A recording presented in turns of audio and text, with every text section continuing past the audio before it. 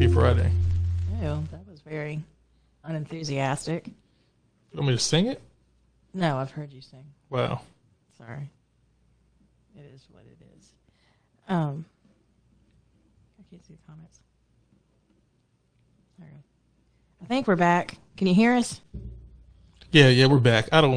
Damien said something about the music, and I was like, Facebook tries to ban me when I play music, and I think Mark didn't like that or something. So, Man, Mark ain't on here watching everybody. You know how these things go. He's too busy on his yacht doing God knows what. What is that? It wasn't nothing. Oh. But what were we saying before we were rudely interrupted? Oh, I was just saying how I feel like it's going a lot faster now that we're doing this every 2 weeks. Instead of doing it every week, it seems like the month's going by quicker. That's just because you're a mom now. When you have kids, their concept of time is completely different. I'm realizing this now. Now I see why my parents, when I was younger, was always like, "Oh, I'm tired," or or why you fell asleep at 9:30 the other night.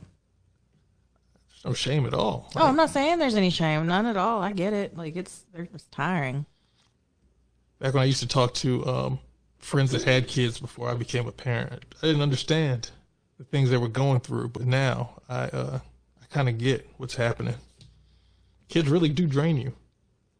Yeah, mentally, physically, financially. He doesn't drain us that much financially. I'm glad I said that. I sent you a report out earlier today. Oh, yeah. A new study came out. Speaking of kids, it came out just saying, you have it on there? Oh no, I was clearing some. Go ahead. It's saying because of inflation, how much it costs now. I got it here. No, don't worry. I'm gonna pull it right here. Okay. Well, it's right there. But yeah, because it's always a thing. Somebody's like, "Oh, when you're having another one," I don't know why that's even a thing where people ask people that just had kids, "Oh, when you having the next kid?" Like, I don't know if it's a conversation starter or if they're trying to be funny about it, but I saw it come across today. It said a middle income family might spend more than $18,000 a year on average as inflation hits food, housing, haircuts, and sports. So it said the cost of raising a child through high school has risen to more than $300,000 because inflation is up $26,000, more than 9%. But I heard a study like a few years ago. It said by the time the kid is born to, I think after they get out of college, it will cost over $1 million to actually raise a child. I believe it, especially depending on what kind of college they go to. If they're going to a private college, too, they're not telling how much you're going to. I mean, private school in general. And we're not talking about putting ours in a public school, so. So yeah, when I talk to people, I'm like, "Oh, when you're having another one," I'm like, "Man, I can't afford multiple children nowadays." Like, I be looking at my grandparents on both sides. They were 7, 8 brothers and sisters on both sides. So it's like, what did they do back then? I mean, I guess, they were farming for food and making their own clothes, and they didn't have all the luxuries of the modern world like we do. Everybody has to have a cell phone, you gotta have cable. So I mean, yeah, kids get expensive. Oh yeah, I mean, well, and that's the thing. It's not going to get better as the years go by. Like that amount is just going to keep going up and up. So it's not like this year it's that amount, and next year it'll be half that. It's just going to keep going. Like up. This was really the first year where it's like, all right, inflation. We really understand what that means. Going from when we were locked down and because of COVID to coming out. I kept telling y'all gonna keep taking them little stimulus checks. The government gonna get that back. Yeah, there's no such thing as free money. They got that back tenfold. Hey, Basart, what's going on, man? How are things going your way? Yeah, Damien said he can hear us. Okay, cool. All right, but we're working on it slowly. But yeah, they're expensive. They're expensive, but it's worth it. And we haven't even gotten to the holidays. And he's got a birthday 3 weeks after Christmas. Like I said, we're going to run that, lump it in together. No, we're not. He's going to get we are Christmas and birthday gifts. No, he's not. Together. Nope. I don't know what the separate thing is. Because it's 2 separate days?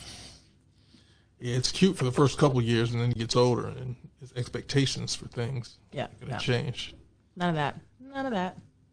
All right, man, I see you. Where you got a job at? Actually, don't say it on the internet. There's some weird people out here. I don't want anything strange happening, but yeah, congratulations on that, man. Keep up the good work. Are you driving now? Let me know when you're on the roadway so I can make sure I stay off of those. Yeah, that's good stuff, man. Congratulations.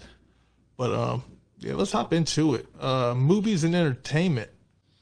So that new Jamie Foxx movie just came out on Netflix. You know, I keep telling you, I like what Netflix is doing in terms of putting out their own original content. They're getting, would you say Jamie Foxx is A-list? B.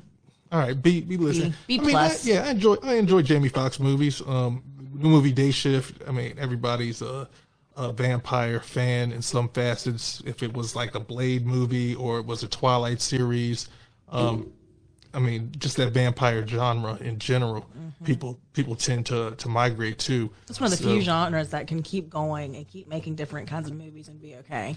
Them and zombies. Mm-hmm. Yeah, definitely. But seeing him in this, I mean, we already know Jamie Foxx he's a clown. He's gonna bring the comedy.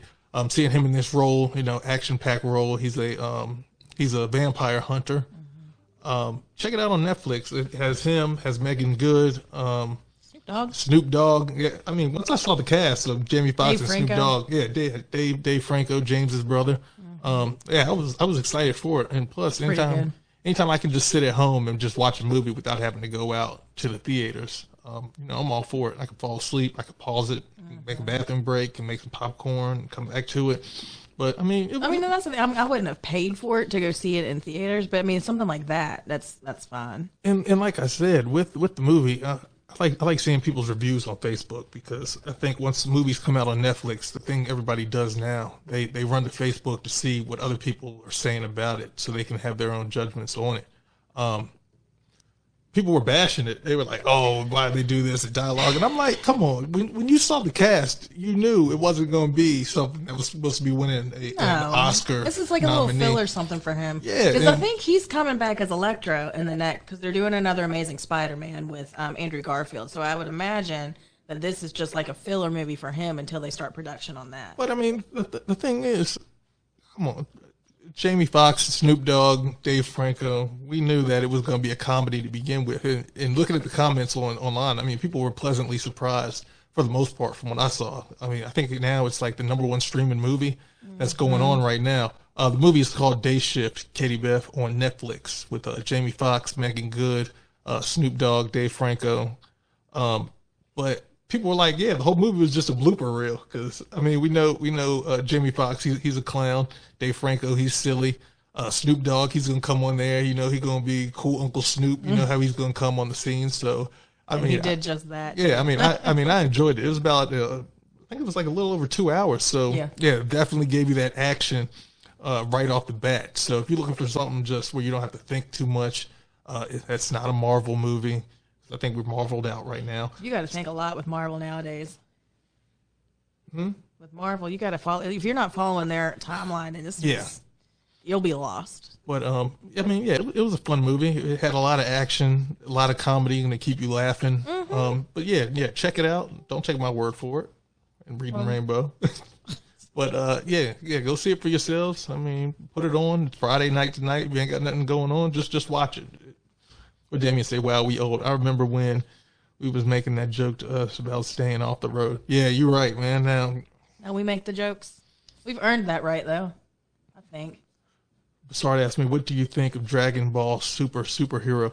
I haven't really gotten to Dragon Ball Z too much. I think I saw like one movie that came out, but I mean, in terms of like animes and stuff, I'm familiar with a couple of the characters, but yeah, I haven't. I was more of a Pokemon type of guy, and then Digimon when I was growing up. So yeah, I was out there running around with Ash trying to catch Pokemon, Pikachu, Charizard, yeah, all them. Yeah, nerd talk. It is your nerd talk. That's okay.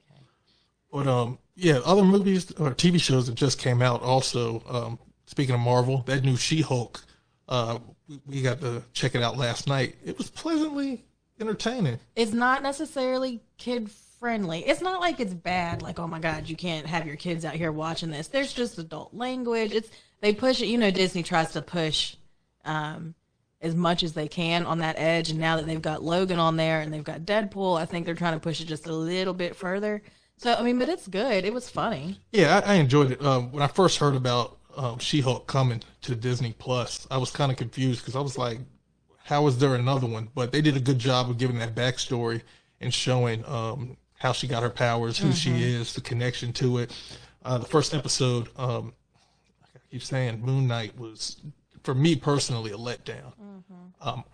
Just because I'm so vested in the Marvel Cinematic Universe at this point, I just feel the need. I have to sit down and watch all these Disney Plus shows that come out. Moon Knight just didn't do it for me. Miss Marvel was pretty good. I enjoyed the diversity. I'm surprised on that one.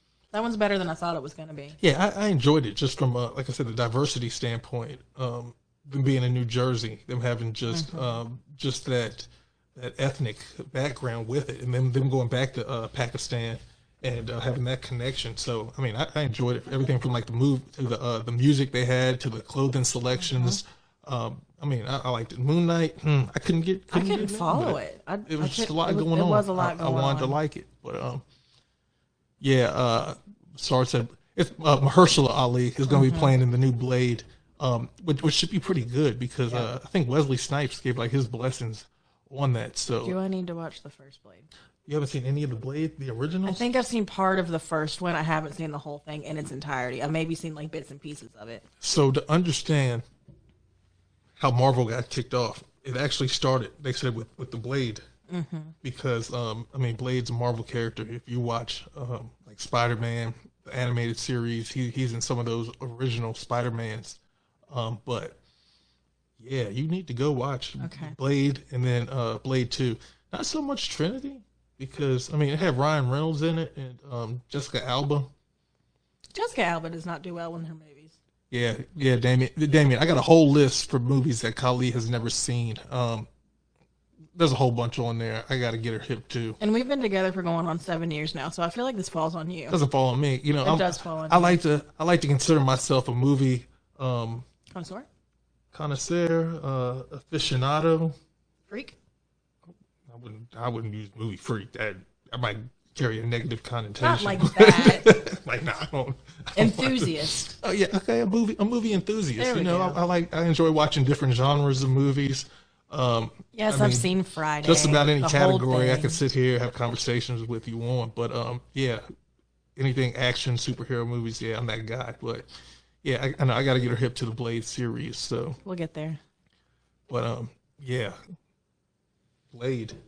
Yeah. We're gonna put it on the list. Okay. So I'm with it. Oh, we watched Elvis the other day too. Ooh, There's no buffering. That's just 10 pause. Yeah. I had no expectations because growing up. Blurry. It looked a little blurry. The camera's focused. Don't worry about that. Just keep talking. Sorry. Yeah. Growing up, you always hear like Elvis's name, King of Rock and Roll. King of Rock and Roll. We didn't play no Elvis in my household. Like I grew up, I understood like Chuck Berry's, Etta James. Even watching like Cadillac Music, they did a great job with that. With just talking about the influence of rock and roll, hip hop, even going to the museum in Nashville. Yes, that was a very good museum. The African American Music Museum there in Nashville, Tennessee, and being able to understand how rock and roll came about when it came from bluegrass and when it came from even like the church crowds when they were in there singing the songs there.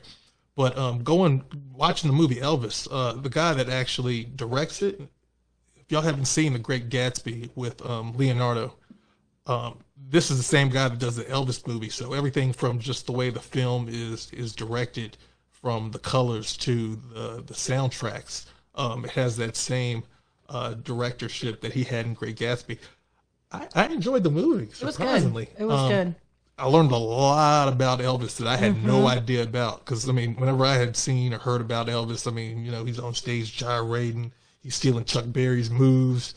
He's the king of rock and roll, blue suede shoes. Ain't nothing but a hound dog. Another song that he stole or sampled, as they say in the industry. But were they really? Because they weren't really technically giving credits back then. But I will say that, yes, he did still, let's say, his Chuck Berry's limelight, as it were, that he... his whole swagger. He was a very big influence. Yeah. And I could say, just seeing like his upbringing, how he grew up. I believe he was raised in Memphis. Yes. So early Memphis years where we had that influence of bluegrass and blues music, and him even starting off like being in the church scene and getting that spiritual calling, how they try to put it in the movie, to him just taking the music and then writing, performing, and just captivating. I mean, the crowd that he was able to at the time, because I mean we know they weren't. Chuck Berry wasn't going to go out here and be able to be on stage and have these women falling out all over him like Elvis was able to. So, but actually being able to see that that transition from how Elvis, like it showed he was in Memphis on Beale Street hanging out with B.B. King.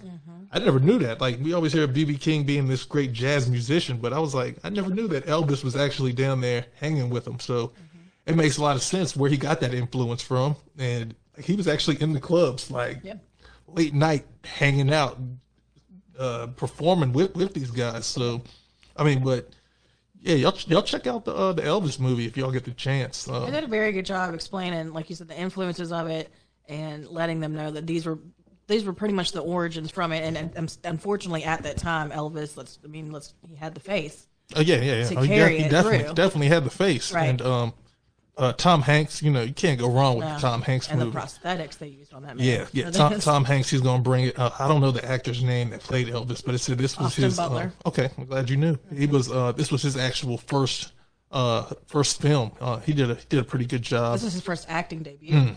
So yeah, he did a good job of just embodying Elvis all around. So I mean, I enjoyed it. The movie's got some length on it. It's probably about 2.5 hours long. They do a good job of just showing from start to finish. And I'm gonna say, man, Elvis got a TLC deal because his manager had him out here working on a hamster wheel, and it's crazy. But yeah, y'all should definitely check it out. It's enjoyable. I think it's gonna open up a lot of people's eyes. And like I said, I might have become an Elvis fan just a little bit. I mean, I ain't gonna jump in my car and be like, "Hey, you trying to hear some Elvis?" But but it gives you a better appreciation for it. And movies like this, when they do like a biopic or they do just even bits of their life, it really does give you a better insight of what they went through as an artist versus what you just hear and this, that, and the other. Because like you said, you didn't know that he hung out with some of these musicians and whatnot, but in reality, they were his influences. Oh yeah. So it can give you a better appreciation of it. And I will say too, yes, if you do have time or if you get a chance to go down and check out the African American Music Museum, History Museum, what is it? African American Museum of Music. Yeah. And in Nashville. It was like AFMM, something like that. But it's very much worth the trip. So, and then you can get you some good food while you're down there too. Yeah, I'm not a big country music fan. I mean, I listen to a little here and there, but I mean, it's not on my playlist. But yeah, Nashville is definitely a vibe. If you can be there for like 2 or 3 days, especially music lovers, music and food lovers, because we went to Hattie B's. They pride themselves on having the world's best chicken sandwich. So I know they got a couple different locations just across the U.S. Nashville, Memphis. I think they got one in Vegas, but. Yeah, if y'all want some good food, some good music, Nashville, I recommend it. I give it 5 stars. Hey, Lori, I'm glad you're able to join us tonight. We missed you last week. All right. What else we got? Is that all for entertainment? Yeah, that's all for entertainment. I gotta hit a quick segue. You're gonna have to fix that because it's very blurry. Oh no, I can't do nothing about that. We fine. My coach, high school coach, and the deacon at my church, Coach Joe Gaithers, the man, the legend. Now, it's funny because my mom years ago was like, when she brought Coach Carter here, she was like, somebody needs to do like a movie or do a book about Coach Gaithers just because of all his accomplishments and everything that he's had over the years. Well, somebody did. Ted Eldridge and Barry Brown actually put out a book, The Coach Gaithers Story. I'm gonna show it here, but you can get it off Amazon. Yeah, I'm gonna post a link on my on the page here later on. But it basically just covers Coach Joe's life from when he was a kid, him growing up here in Roanoke, Virginia, to his career playing at Andrew Lewis, playing at GW, actually going overseas playing.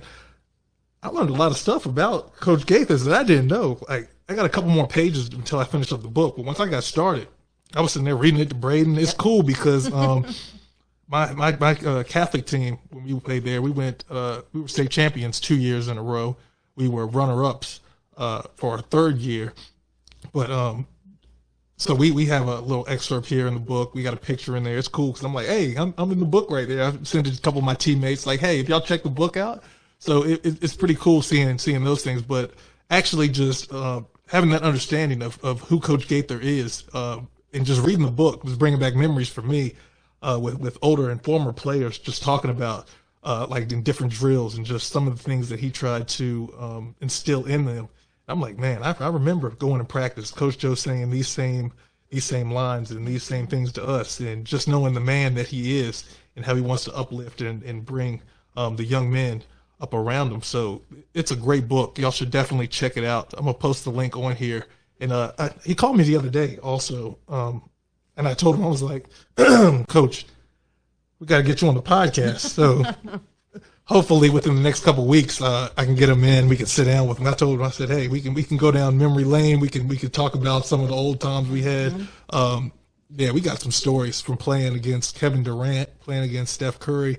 It's cool because like a lot of these guys we watch on in the NBA right now, Steph Curry, MVP Steph Curry, when we played against him, yeah, he wasn't out there scoring buckets and shooting threes all over the like place. He's doing now. Yeah, nah, I had some teammates on the squad that was locking him down. So, just experiences like that. It's cool to reminisce, but now to actually have a book where I can show my son. It's like, hey, yeah, that's me right there. This is my coach, and him actually having somebody that's right here in our own community that as he's growing up, he can look after, he can see some of the great work that he's done, and hopefully he might get a movie deal off of this. So, Coach, let me know what we need to do to get a Coach Gaither story going. We got to figure out who's going to play you. Maybe I can get somebody to play me in the movie. Who's going to play you? Chat. But yeah, it's cool. Coach Gaither story. Like I said, I'll post the link here. That's a good man and, right there. Yeah, definitely. And hopefully I can get him on the show here in the next couple of weeks or so and just have some more conversations.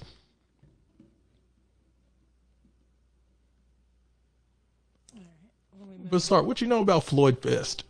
Yeah, we got a couple good music festivals that are coming up here. Floyd Fest, Blue Ridge. I thought they already had Floyd Fest was already happened. Yeah. Blue Ridge Music Festival. Yeah. I forget who the lineup is. I think Oh, they there should be said some amount like of Nelly people. was coming. Yeah. Waka Flocka Flame. Damien, Waka where you Flocka at? doing. Yeah. Damien knows about Waka Flocka. Why? Huh? That used to be the go-to song back in the day. Used to go on some Waka, get hyped before a game, get hyped before an event, a party. So I think I was listening to that today. you just had Waka Flocka on I just had in your 2000 spare I had time? 2000 radio on. Oh, I'm with like, what were you Pandora. going through? He was like, let me throw on some Waka Flocka. Why not? What a name. Waka Flocka. You can't go wrong with it. yeah. That man said, don't bring up his past. But I'm gonna let you talk about this. I'm gonna butcher the name, so I'm gonna let you say it. Lori. Yeah, I don't think so. As much as I would like Chadwick Boseman, rest in peace, to play me, I just think he's a little bit too short. He has played some prominent African American figures.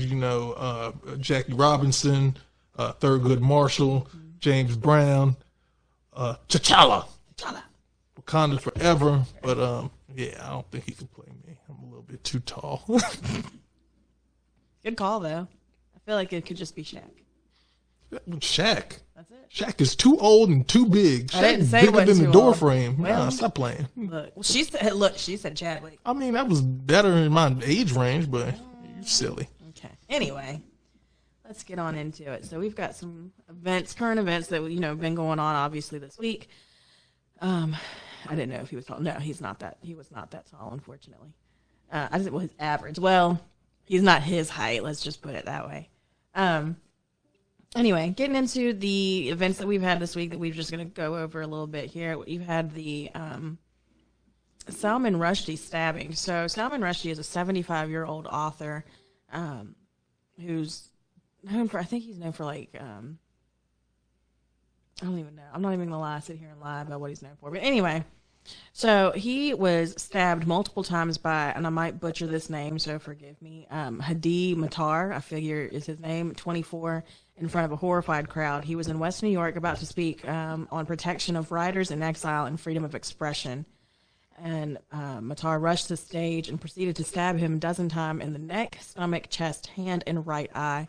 Matar expressed that he disliked Rushdie in a previous New York Post interview, and he praised former Supreme Leader of Iran for demanding the death of Rushdie because of his novel, The Satanic Verses. It's viewed as blasphemous by some Muslims. At one point, there was a bounty of over $3 million set by a semi-official Iranian foundation, and Matar is charged with attempted murder, assault, and he's pleading not guilty. But clearly, you're on my headphones. Clearly, you've had several people witness you stabbing this man. So I'm not entirely sure how you're pleading not guilty. And he survived. He's in recovery. I don't know if he's in critical condition or not. But it did say that he had survived the attack, and they were just getting ready to introduce him, and then this man rushed the stage and did all that. So don't know how that's going to go off. They just denied bail. His lawyer was trying to see if they could just have, he could remain free until his trial starts, saying that he won't flee the country or do anything like that, but he was denied bail.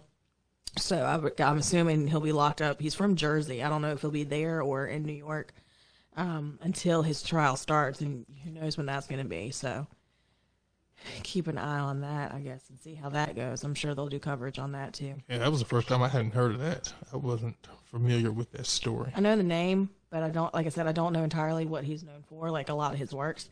But I saw the story the other day.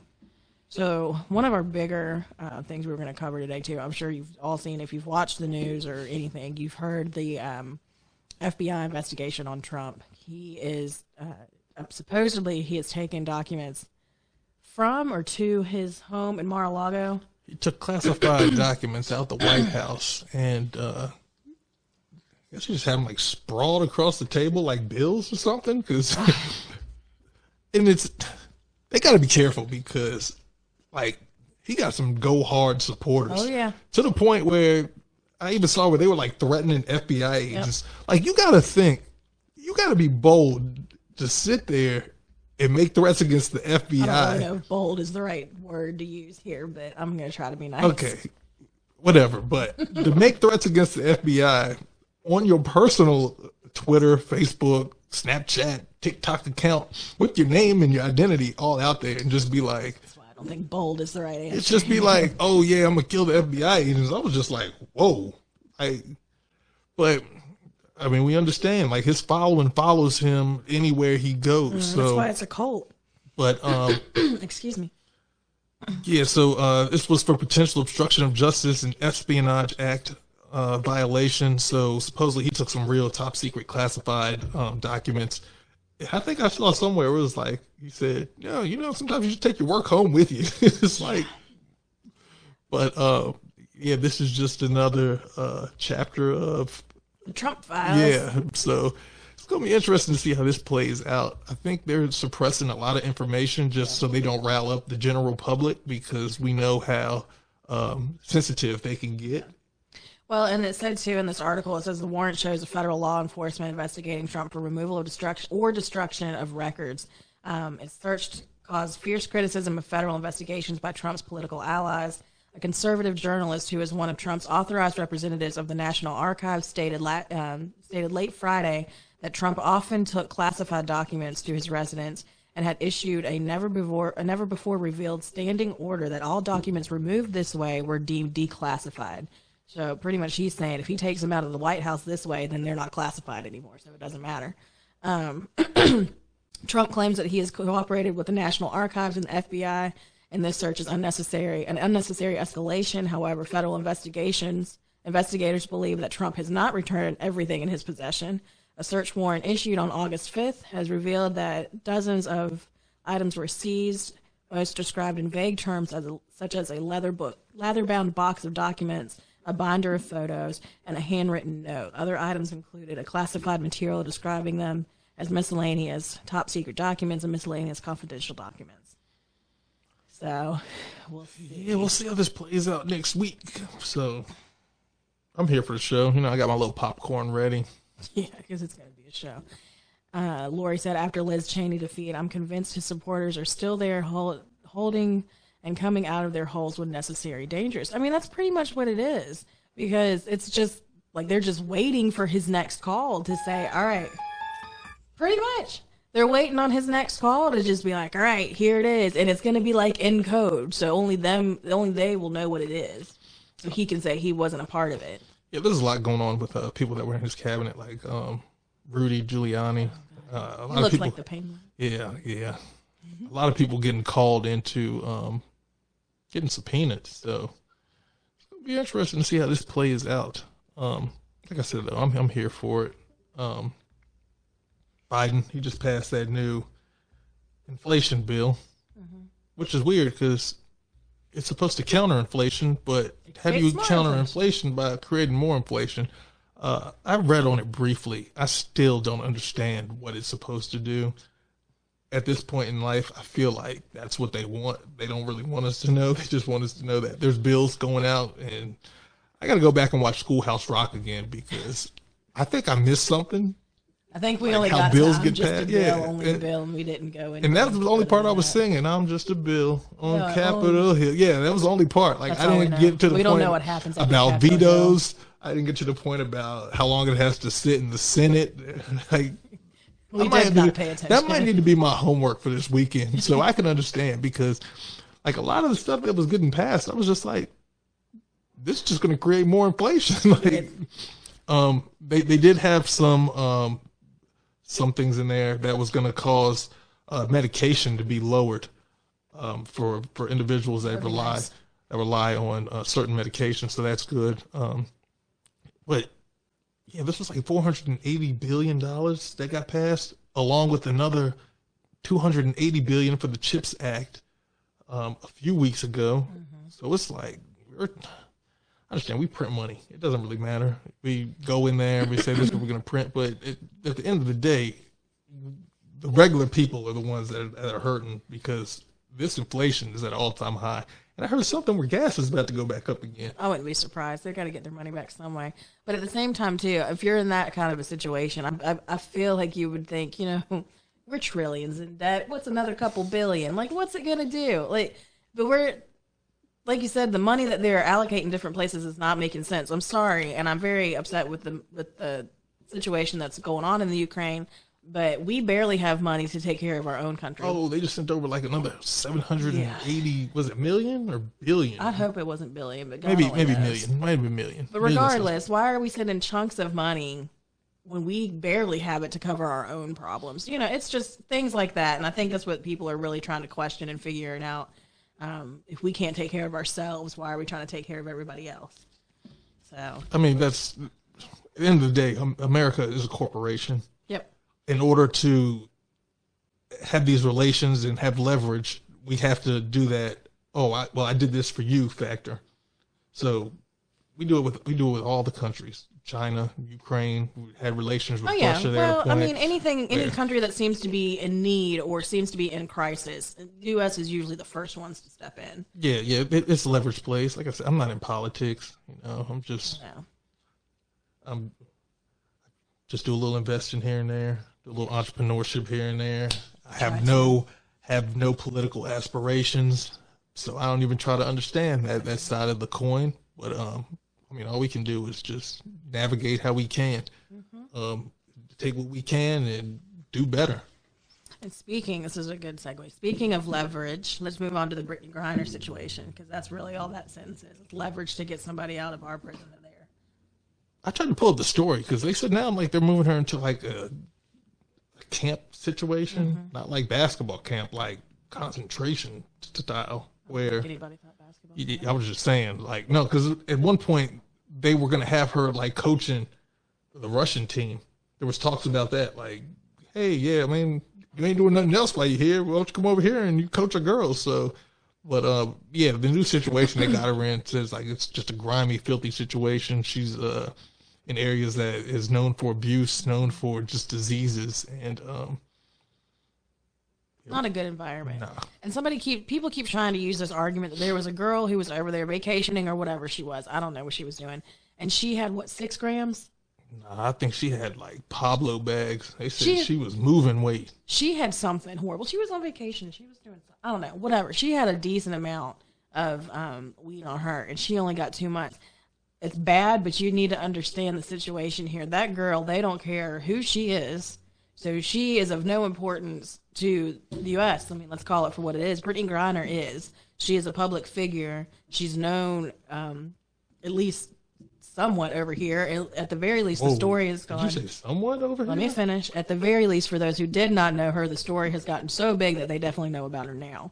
So she is a much bigger leverage piece than that girl who came over for vacation. Brittany's been known in the sports arena. In the sports arena, but people who do not follow sports probably have not heard of her till then. Nah, I think because of her star power when she was coming out of high school and when she was in college playing. Like, I had the opportunity. We took my sister to a game to see her play. The people that she packed out the stands for a woman's game. Well, that's good though.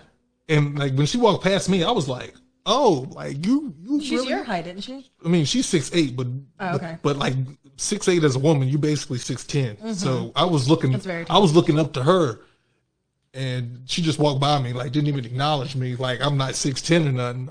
Oh, that's cool, but all right, but nah, like she's been deemed like one of the best sports players.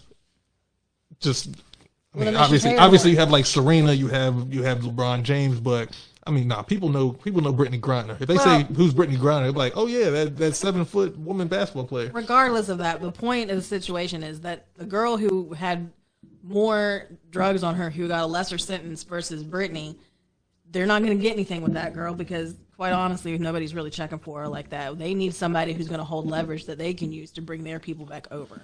Yeah, that's what I talk about. I mean, even when you're in the face, especially nowadays, people got to be careful in any situation.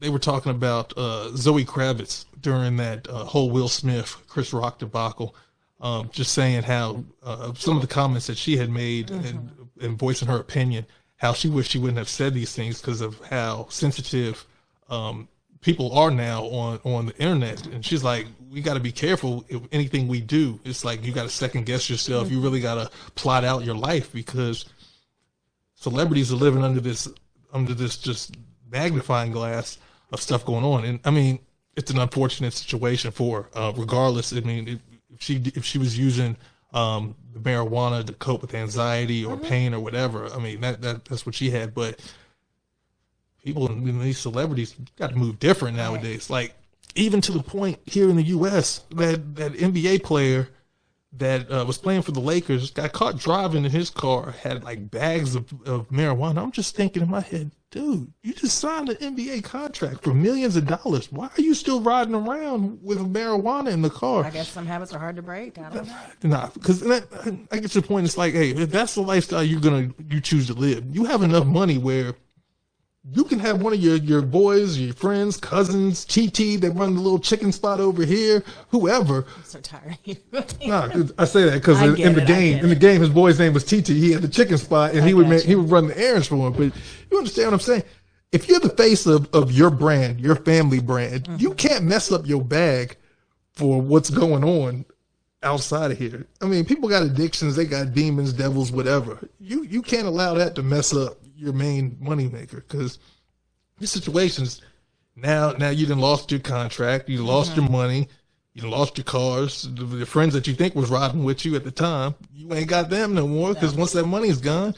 So yeah, like Damien said, you get a driver, a pick man, because if he gets jammed up, ain't nobody gonna think nothing about it. It's just gonna be a little blurb in the back of the newspaper. But because you're a celebrity, your face is out here.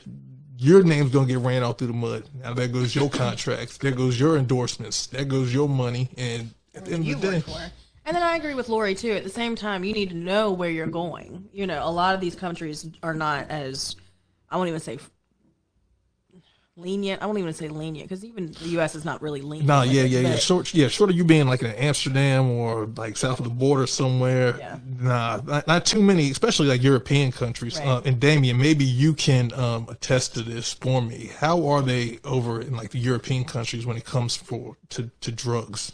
Even Well, just weed at this point. I mean, because it's not really like it's a hard drug. She wasn't, trafficking cocaine. She wasn't doing anything like that. It was just a vape pen that had however many, I don't know. I think it was under a ounces gram. of Yeah, it was but just like a grams of liquid. weed. Right. So it really wasn't even that big of a deal. Like you said, it may have been medicinal. We don't know. But at the same time, too, you're in a whole different country and they don't care what it is.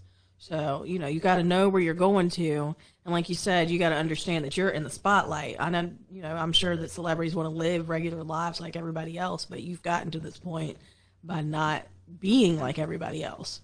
So you kind of always have to think that and keep that in the back of your mind, too. You can't maneuver like somebody else would.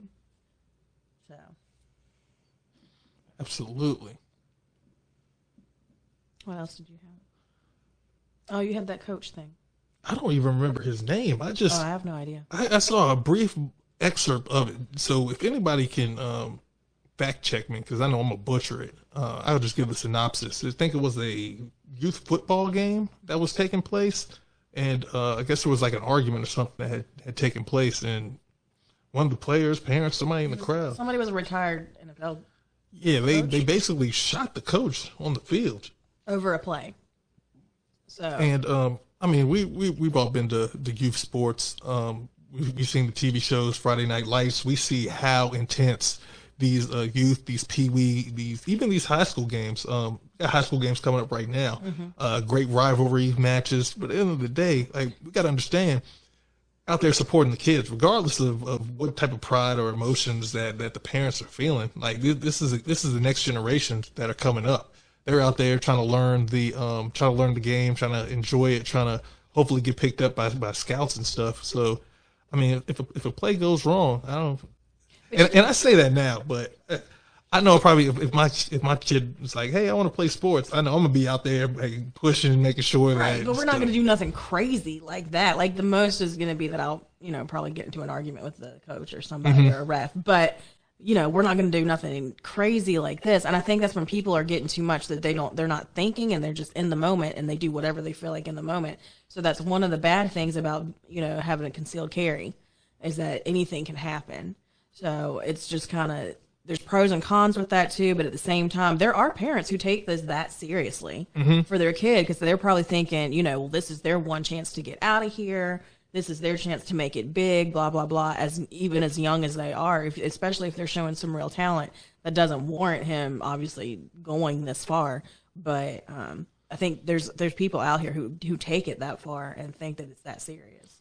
And I think here in the U.S., I think the sports, now, I know when I was growing up, like, you actually had to have some talent to be on sports teams. Now we have so many club teams and so many, like, youth teams and rec teams that, was I boring you? My bad.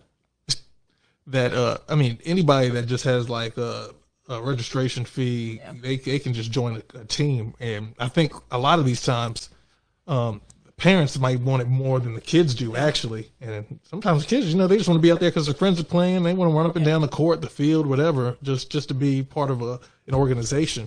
And a lot of times, parents are just out there pushing them because, like you said, oh no, this is how we're going to get out of our situation, or nah, such and such. They were able to. Get a scholarship doing this, so you need to do that. So, and that's when it's not fun anymore for the kids. Like once they start showing that they're not interested anymore, just let it be. They can find something else to be great at. They can find another way to get out of here. And for all you know, they don't want to go anywhere. I don't know. Sometimes parents want to live vicariously through their kids. I think a lot of it is what that what's that too. You watch that Cheer Moms, like I've heard the stories. You never watched Cheer Moms? No. You never had Cheer Moms on? No. You a lie. I've never watched Cheer So why it's in your Netflix? Recently watched. I haven't watched Cheer Moms. Why are you watching it? I don't know. I wasn't. Anyway, get on me with mine. But anyway, with the Cheer Mom situation, those moms, they out there pressing and like, oh no, you got to do this and that. So it's horrible. Hey, Stephanie, how you doing? Hello. Parents, fans definitely contribute to tone, and kids see this. Some parents go over extra and show out. Not a good example of positive sportsmanship. Exactly, because like we said, the kids are just out there trying to understand, trying to learn the game, especially the youth, the young ones. They don't need that kind of interactions going on, because as they grow up, either they're going to love it or they're going to hate it, and they're just going to have these preconceived conceptions of what they've seen, and a lot of times that can just turn kids off. in general. Like, I don't want to go out there because my dad be coming to the game drunk and be cussing out coaches and fighting other parents in the stands. So, well, I mean, it can have adverse effects. It can really go the opposite direction too, depending on what the parent's doing. If the kid grows up seeing this and thinking that they have to be the best, then they're going to do whatever they have to do to be the best, whether that means, performance enhancers or different kind of things like that. So it can really go down a couple different ways. But, and then like I said, at the end of the day, it's about the kids having fun and just having a good time with their friends. And that's why you get a lot of participation trophies. But, I'm gonna push my kid to do something different. Like, we're gonna do chess and debate, like stuff I didn't do. Don't push him. It's the same thing. I'm like, go out there and play some chess, or chess and debate team, things like that. Quiz bowl. I'll be the parent out there with my son's a quiz bowl master shirt on or something. But I mean, especially nowadays, there are different avenues that kids can get into. Video gaming, good grief, the money you can get on that. I don't know if I can push my kid just to sit around the house playing video games all day. We got to get out and get active. Either we're gonna be using our minds to move the needle forward, or we moving our legs to kick the balls or shoot the baskets. We ain't just playing no video games and working on our thumbs and fingers. Nah, that ain't it. That ain't it around here. Huh? Tell me how you. Nah, because he didn't see me growing up playing no video games. How he gonna be like? How's he gonna see you growing up playing video games? I'm saying, like, now I don't play games. We got that chess set over there. We can be chess masters. Right now, that chess set's over there collecting dust. Yeah, until he's ready to start moving pieces on the board. But yeah, other than that, what else we got this week? You got your stock talk. Yeah, stock talk. So S&P 500 has been running hot for the last 2 to 3 weeks. I think since we went on vacation, it really started getting a good run up. People thought we was out of the bear market. Are we? I saw something. I was scrolling through today and saw some article that said, is the bear market on hibernation or something of that? I mean, people got to understand that market managers, there's a lot of money moving and flowing in and out of different industries. Would I say that we're going to see a crash now? Nah, we're a lot further ahead than we were 3 months ago. Market's looking pretty good. There's been a lot of recovery. But we still got to remember, inflation is high. CPI numbers are still coming in high. Consumer Price Index. I know you were sitting there like, CPI? You're I'm just saying acronyms. Here like I know what you're saying. Well, in general, the spending is still up. Like, we haven't resolved anything. Money is still getting printed out. Yeah. Homes are still getting foreclosed on. People still aren't paying their bills. Credit card companies are still issuing new lines of credit to people that can't pay it back, and that's what they want. So we got a lot of issues before we can actually say, all right, the recession's over. We're in a better situation than we were a few months ago, but sometimes it's just putting a Band-Aid over a cannonball shot. Yeah. Because at some point we're still going to bleed out. They also say September is a historical month for just bear markets. So I mean, I'm looking into that to see what's going to happen. We saw S&P go down some today over the last 2 days. So we know that money is flowing out of these industries. Tesla also has a stock split supposed to be coming up. So really, yeah. Right now, Tesla was trading like right under $900. So I think they're supposed to be doing like a 2-for-1 stock split here coming up soon. So that's going to be interesting to see, because we know with these stock splits, once that splits, people buy the stock relatively quickly. So Tesla's been a hot stock. Even the whole EV space here recently. One stock that I've been buying up is CHIP, CHPT. Y'all check it out. They specialize in EV charge points. The company's actually called Charge Points, but my thinking is people are going to have a way to charge up all these EV cars. Ford, they've been talking about.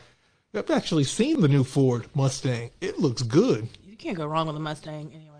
But EV, even understanding what Biden did, signing that chip bill into effect, even what we've seen with him with this new green initiative, they're trying to move away from fossil fuel. I can't even say fossil fuels because they're not fossils, but moving away from gasoline. My thoughts are, what happens when these gasoline companies start realizing like, hey, we got to move into a different space, and they start investing into companies like ChargePoint, companies like Plug, or just figuring out, because we see it at Sheetz all the time. Oh yeah. It looks like a Tesla car club out there where people park, and just charging up. When Tesla first dropped, everybody was like, nah, nobody's going to be riding around in electric vehicles. To the point now, we got companies like Lamborghini and Ferrari talking about, we're going to put out luxury EV cars. Mercedes said they're going to be putting some out here too. So I'm all for it. I'm excited for the future where EV's going. So did you see? And I know you saw it because I showed it to you. The Dodge is discontinuing the muscle cars, the Challenger. Yeah, that just got me amped up just to hold on to mine forever now. Well, if you do it, can you fix it up then? Hey, watch your mouth. You ain't got to put me on blast like that. I mean, I'm just saying. Still run. Chill. Burglary. But Dodge said that they're going to start discontinuing their signature line pretty much, because people think of Dodge. I mean, even the old Dukes of Hazzard, that was a Dodge Charger. Was it a Charger? It was a Charger, but the old Chargers resemble the Challengers more nowadays because of that box boat look they have on there. But I think we're in a space now where people are trying to play catch up. They're trying to figure out what they're going to be doing in terms of keeping up with Tesla, because Tesla's been the front runner this whole time. The crazy thing is, Tesla's not even a car company. I saw what he said. Y'all gonna stop bashing my Charger. That car got me from A to Z and back. So I have no problems with it. But I don't think it's gonna go through the alphabet again. It might stop at B. Y'all got jokes. But what was I saying? I digressed. Talking about Chargers going forward. Yeah, just seeing where these car companies are gonna go, because Tesla was Tesla's not a car company. Regardless, and I think that's what people keep thinking, is that they're a car company. They are a technology company that happens to have a product line of cars. And it's going to be interesting too once Tesla starts really putting these solar stations in people's homes, because they're saying, and I mean, it makes sense. I mean, the sun's always there. We can charge. We can charge. I mean, we can absorb the power of the sun. We can put up these charging stations, and the idea is that at night, or when you need to use it, you can just tap into the grid. So the grid should be able to run your house, should be able to run your cars. So once Elon stops playing around and really gets into his bag with stuff and stops playing these little internet games, because do you see the other day he went on there and was like, oh yeah, I'm buying Manchester United, and their stock went up. So the SEC is always like, Elon, you got to chill. You keep manipulating the market. But he knows that too, and I think that's why he's saying these things. He knows what kind of power what he says holds. Because even with that whole Twitter debacle that was going on a couple months ago, and now he's just like, nah, y'all lied. Y'all elevated the numbers that y'all had on Twitter as far as the users go. But another company, I think like the meme stocks was running this week also. So we know back with AMC, with GameStop, Bed Bath & Beyond, they ran up like 50-60%. Just for people just buying into it. A couple of weeks ago, their stock was trading around $6 a share. Which ones? Which one? Bed Bath & Beyond, BBBY. And then 2 days ago, they shot up to probably about $29, $30. And it was like this big news article that came out on Reddit. They're talking about this kid who he started an investment firm. His parents and family gave him $25 million, and he flipped that to like $300 million. First off, 25 million. Who are your parents and family friends just giving you 25 million just to trick off in the stock market? Like, I was talking to one of my investment group that I'm in. Shout out Profit Rockets. I was like, yo, any of y'all got family that's gonna help y'all raise like 25,000? One guy was like, man, my mom over here trying to get me to stop trading stocks. So it was funny just seeing like, who's just out here just giving up that kind of money? It's crazy, but just playing option contracts, he was able to flip 25 million to $300 million.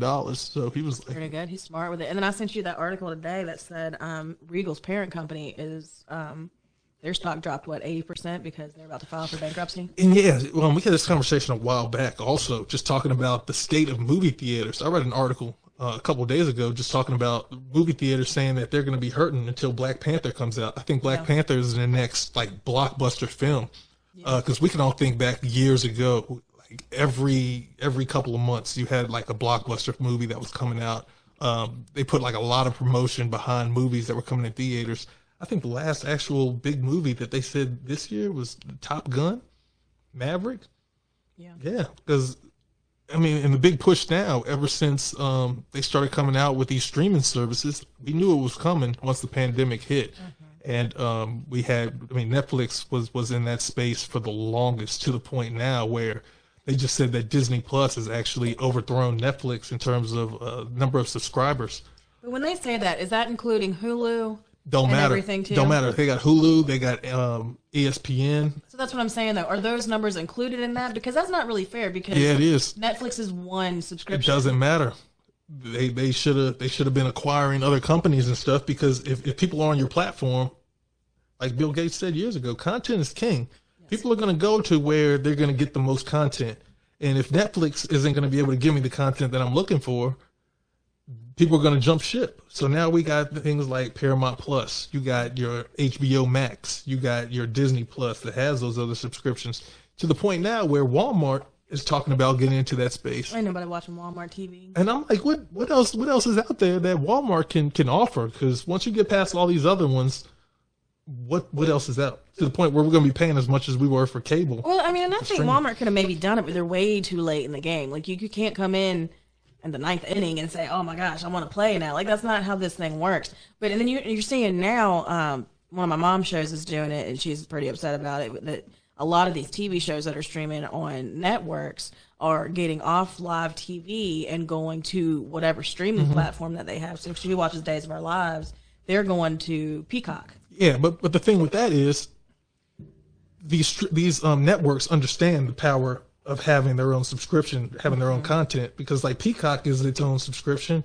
Like I said, Paramount Plus. So it only makes sense for them to be able to offer these shows and then just charge a streaming service instead of having all these cable programs. Right, but I'm saying a lot of the people who are used to watching these live and stuff like that, they're getting upset because I'm not paying such and such. I see all the time. I like my Ghost Adventure show. Their new seasons are exclusively on Discovery Plus now.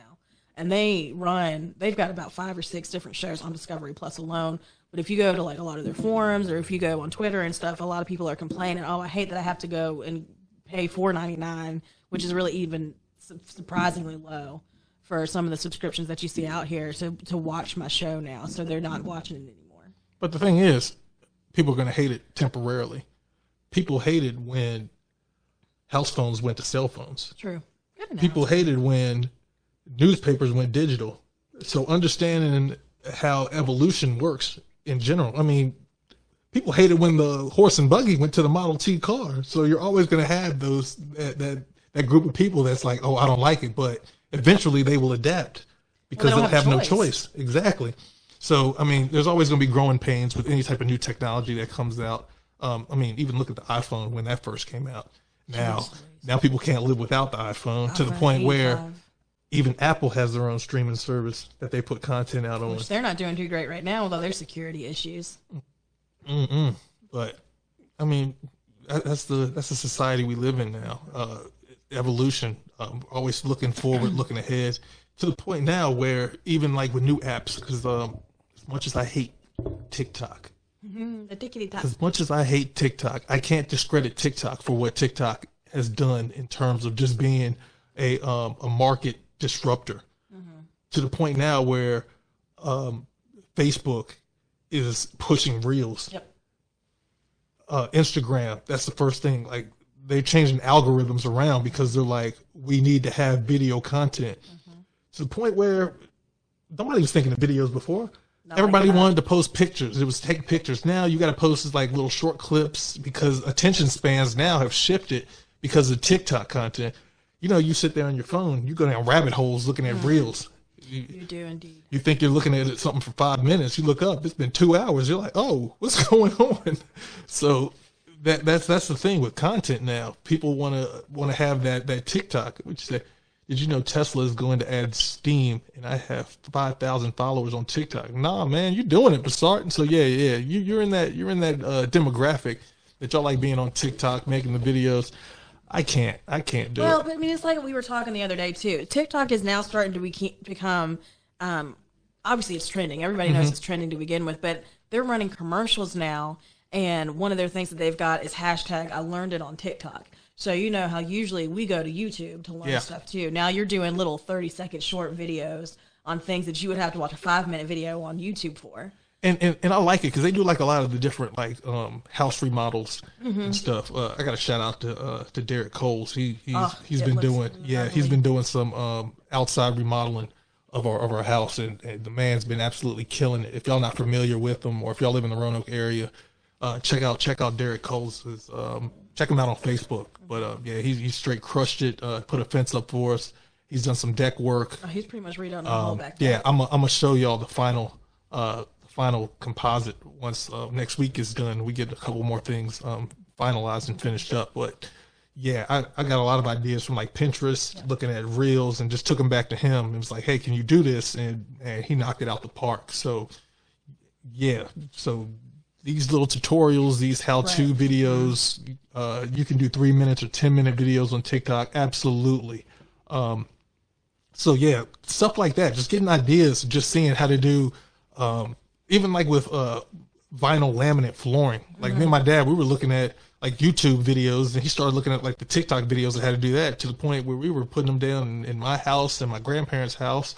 I mean, the learning curve has changed from the point where you used to have to go to a library, have to get a book, have to sit with someone that actually knew how to do the processes, to the point now where you could watch a YouTube video to, like you said, watch a 3-minute video. They tell you to go to Lowe's. These are the tools you need. This is how you do it. So, what is it? Hacks?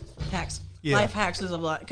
And that's the thing, is a lot of us too, it's not even necessarily the attention span, is a lot of us don't have the time to sit here and watch a 20-minute YouTube video on how to do this, that, and the other. We just need like a Spark Notes version of it. And that's pretty much what TikTok is. And, you know, yeah, they have some funny content on there too. And then they've got, there's something for everybody on there. So, you know, it's more of, I don't have the time to sit here. And he's right. Everything is online now. You don't have the time to sit here and figure out for an hour on what you need to do. Which is weird, because all these back to school drives, they was giving out book bags. And my thing is, when do kids use books in school anymore? Everything, they have their laptops and stuff now. I mean, I would assume they have like workbooks and whatnot. But like the big push before was, especially when they were when they was at home, they were doing was it homeschooled or just online school? Just or online schooling, technically. Yeah, the thing was that they just had all the books like for e-downloads. To the point, do they even have books anymore? They do, because I don't believe and I'm one of them, I don't believe every student can learn like that. I have to have a physical book in front of me that I can mark with my own notes. And yes, there's applications and different things you can use to do it online, but I have to have a physical book in front of me. And there's still some students who learn that same way. So I think maybe the ones who don't have that, their backpack's very light, but for those who still need it, it's still there and available if they need it. It's crazy to think. I got to relate everything to our son, because I like to be forward thinking with him, just understanding what space is he going to be in once he becomes school aged to even getting in like high school. What's the world going to look like? Because even 10 years ago, or even to the point where my sister went to school, how different things are now. It's like kids aren't going to be using books. I mean, we read to him now just so he understands what words are, what it looks like, but we still have like the tablets and stuff because of that interaction. Like we said, the video content, being able to have that video interaction. These kids now, they process things a whole lot different and a whole lot more quicker than what previous generations did. So it's going to be real interesting to see that education aspect and how schools shift, even to the point, because I keep saying it. School's going to be $100,000 a semester by the time he gets 18, gets ready to graduate high school. And, you know, I keep saying, I love the trades. I love what trades are looking like nowadays, to the point where cybersecurity, computer architects, even plumbers and electricians. Welders. Like, welding is a big one, to the point where they don't even have people that are skilled enough nowadays, because there was that big push to get kids to go to college, to graduate from college. And I mean, graduating with marketing degrees, and I say that because I got a marketing degree, and it's like, you got a marketing degree. Everybody has a marketing degree and a social work degree, but we don't have any welders. We can't get plumbers. They didn't even have enough pilots to fly these planes here recently. So it's like we're doing these big They're school learning pushes. how to do it on TikTok. Yeah, you laughing at that, but But no, I'm they serious. got It's the virtual simulations now yeah. that they do these things. So I can tell all the people my age, all the ads are going to meme templates. Yeah, and that's the big thing. Viral content, having those memes out there, because I mean, memes travel like germs. Like if you see, like I send Dante memes all the time. He's like, I already seen this on TikTok, and That since I'm man not is on, the meme king. since I'm not on TikTok, I'm always missing it. And he's like, man, I saw this 3 weeks ago, and I'm like, oh, I thought it was funny to me. I'm over there laughing. Yeah, I'll be I'm gonna laughing get you at on it. TikTok. We gonna do this. He's gonna love it. He'll be fine. He's done a couple of it, and you liked them. You thought they were funny. You be sending me ideas about stuff that's funny. Don't try that mess. I guess, but Don't try it. But I mean, it's a new, like you said, you have to move forward with the times. We can't keep thinking that we're gonna stay in our own little lane or whatever. We've got to move forward with the time. The time right now is TikTok. TikTok been the move since TikTok came out. Like Yeah. Facebook is for one type of demographic. I mean, I don't even know what Snapchat's doing anymore. I don't They're like losing Snapchat it. that Twitter, much. like I still use Twitter because it's cool. It's got its purpose. But I mean, Facebook is more just a connection now. yeah, Which is what it was in the beginning. But really, again, you're scrolling, like you said, you get lost in the reels and whatnot. But for the most part, people use Facebook to connect with family who are out of state or whatever, to show what they're doing with their lives. It's almost back to what it was for. TikTok came out in 2016. man, Okay. TikTok on a run, man. So 6 years, that's not that bad. But I saw a chart where it showed like the growth patterns, like how long it took these companies to either reach like $1 billion or reach like so many subscribers, and they said that TikTok has surpassed all the other apps in its category Because of this generation. Yeah, and yeah, we got to think also like these kids out here, they're more inept to use technology, so there's a whole lot more Well, of it's them. because they've had it since birth. Mm-hmm. You got to think about it. Now we were the last generation to not be born with like a cell phone in our hand or something like that. So these generations now, obviously the Gen Z kids and then forward, they've had some sort of technology in their hands. Yeah, since they no, were a I gotta baby. get on that because I remember like when cell phones were first coming out. Like my dad, he used to drive around. He had the silver Honda Accord. I remember it like it was yesterday. He had the bag phone in his car. Yep. Y'all, yeah, everybody on here should know about the bag phones. Bag phones would plug into your cigarette lighter. Yep. It looked like uncle had it looked like the Zach Morris. Morris. He used to be Like, in it was an school, pull it actual out. phone. I remember my dad used to pull up, used to be on the phone, taking work calls and stuff. And like when you got out the car, you had to take the phone out with you because somebody would break in your car and steal your phone if you left it in there. To be fair, they still might do it now. Nah, everybody got a phone now. But yeah, I remember when cell phones got real popular, and I think I was in like 7th or 8th grade, or maybe like 9th. I was on a basketball trip, and the bus had broke down, and that was the case I used to my parents. Like, hey, I need a cell phone because if I'm in a situation like this, I can call y'all on the phone, and y'all can know what's going on. So my mom was looking at me, rolling her eyes, like, all right, whatever. So I got the phone then, but I was still like probably 15, 16 years old. To the point now, just because my son's reaching for the phone and understands, mom's like, oh, we got to get him a little phone. I'm like, why? Why does he need a phone at 7, 8 months old? So it's funny seeing how cell phones now is the norm. Like, even if you can't pay your cell phone bill, you still have a cell phone, and you have a nice cell phone. That's it's the not, thing. It was a rite of privilege for us growing up that, okay, you're mature enough, you're doing stuff, you're driving, you need a cell phone. And even still, it wasn't this, it was the flip phones. The old Nokia with The Nokia Snake. with You could Snake. drop it off the Empire State Building, pick it up, and it would still be going. You had to hit 4 times to get to something. Like, it's not. Back when text messaging was 10 cents, sending a picture, and we couldn't even send video messages. I went back over my then. text It was- limit It was so 25 many cents. So Call me after 9 after my minutes are free. It's, that kind of thing. But nowadays kids are so what's the word? They're so used just to having technology available to them. Most of these kids have tablets and phones and iPads and MacBook Pros and all this stuff by the time that they're 10. So they know how to use these things a lot better than we do. I'm 33 years old, still trying to figure out how to use most of this stuff.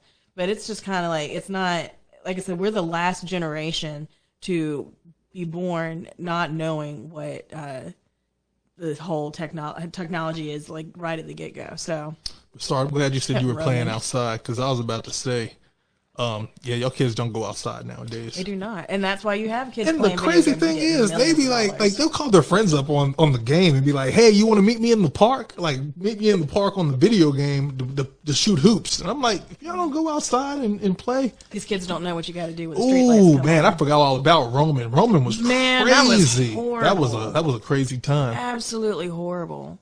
The indestructible phone. I bet you if you have a Nokia today, it still works. And Nokia ain't running on those cell towers now. We got 5G out here now. I'm saying it can still turn on. You had one bar. Yeah, you had one tower with Nokia, and you better make sure there were no trees around. That's all you needed. Yeah, but it's crazy. It's crazy to see the evolution of where we come from. Yeah. Just the evolution of technology in general, and to think where we could be headed in the next 10 to 15 years. Even with just the talks of electric vehicles, having Wi-Fi in vehicles. I mean, I'm a big technological guy, so I'm always excited for what the future holds. Always looking to see what new technology is coming out. Yeah, but Sart, man, you got that iPhone, you got that job, you got your license, you killing the game right now, man. But if you are a techie and you want something that's, fun to watch or whatever, check out Upload on Prime. Yeah. Amazon Prime. Yeah. Mm-hmm. So that could be really the only thing that I can think of going to now is that if you watch it, one of the things is that they do with their phones and stuff, instead of having a physical phone, they go like this, and there's a screen that pops up in there, and you're FaceTiming with whoever you're trying to talk to. So it's kind of cool with that and whatever. It's essentially it's a virtual reality space almost. But that's a pretty decent show too. Check that out. But yeah. How can we talk about virtual reality and not talk about the metaverse? So that's gonna be interesting. There was a lot of talk, and I know what Facebook was doing, but I mean, whenever you're new in a space, you got to be the person to land on that blade. So Facebook changing their name to actual Meta was actually a game changer in so many different ways, because actually branding Meta before anybody else. Because I mean, they've been having talks of the metaverse for years, but people are still like, oh, I don't get it. Even talking with your dad the other day, he was talking to me about just cryptocurrency and Bitcoin. There's 1,000 other types of cryptocurrencies out there, but since Bitcoin was really the first on the scene and has so much news behind it, that's what everyone is always asking about. Oh, what's Bitcoin? What's this and what's that? So I was sitting there having that conversation, just trying to explain to him what it is. Me being in the tech space and actually using and owning some of these tokens, I understand their applications, how they can be used, but especially for like the older generation, I can understand why they would definitely be leery, because it's like, I don't fully understand it. Yeah, it's like digital currency. Why would I do that? So it's cool having this understanding of what the meta world is and where we could go with it. I think it's still premature. We're probably still about 5 to 10 years out, but I mean, it's definitely gonna be something cool, especially when we talk about from the standpoint of work from home spaces. I see meta world being able to log in, having conversations with your coworkers. You're all in one area, similar to like Zoom. Yeah, well, I mean, it's like real life Sims at that point. Yeah. And they keep joking back and saying the Jetsons had this figured out years ago, where he's communicating with his boss on TV and whatnot. So this stuff has been around for years. It's just not really been in the forefront how it is now. And, obviously going through a pandemic and everything with that, we've had to find more creative ways to be able to communicate with each other without being literally face to face. So, like you said, going and being in these virtual conference rooms and everything like that, and finding out that you can still do the same work that you were doing in an office and also still with the same efficiency, I think is really what's turning things around for people. It might, make it a little bit harder as far as paying for a building that you're not really using. But, it's just, again, this whole thing of moving forward. It's going to be interesting to see where we're at in the next decade. Oh yeah, definitely. But that's all I have for today. Yeah, that's pretty much it. So the only other thing that I was going to mention too is we are going to start doing some segments and just on different things. whether it be personal finance, relationships, different things throughout just, throughout the week, just to give out a little bit more content and whatnot. We won't do it here on the live, but if you're following us, either one of us on Facebook, you'll see it on there. And then if there's something that you want to talk about that we post there, please let us know. Same thing, like we always say, if there's a conversation that you want to have, if there's a topic that you'd like for us to cover, please let us know. Send us a message, comment on here. We'll see it somewhere. But yeah, just keep a lookout for that. We're going to hopefully try to get that going in the next couple weeks or so. Yeah, that sounds good. And also check out Coach Gaither's story. I'll be tagging the Amazon link to the book after this. I'll also put up another post as well. If you ought to go check that out. And it's a good read. Yeah, it definitely is. I might check it out after you're done.